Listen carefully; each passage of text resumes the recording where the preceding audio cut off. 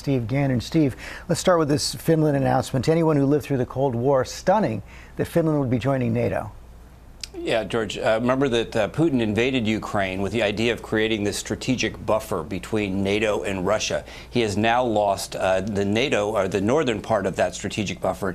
Just alone, the Finnish border with Russia will double the amount of NATO border with Russia. So on one hand, you would have thought that Putin would have understood that as soon as he crossed into Ukraine, that Finland and Sweden would move towards joining NATO. Or on the other hand, perhaps this is just another of the many strategic miscalculations Mr. Putin has made. What do you make of the retreat from Kharkiv?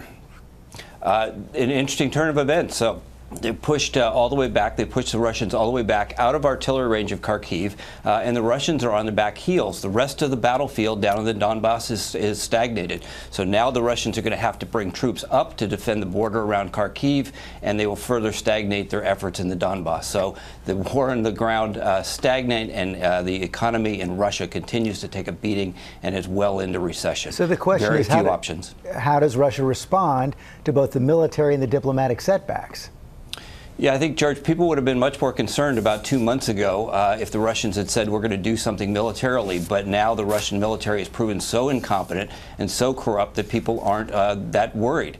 But go back to what the intelligence community has always been worried about with this stagnation on the battlefield, and that is there a move by Mr. Putin, this escalate to de-escalate, that would increase the crisis to give Putin negotiating leverage? That is the fear. Steve Ganyard, thanks very much. Well, hey there, GMA fans. Robin Roberts here. Thanks for checking out our YouTube channel. Lots of great stuff here. So go on, click the subscribe button right over here to get more of awesome videos and content from GMA every day, anytime. We thank you for watching, and we'll see you in the morning on GMA.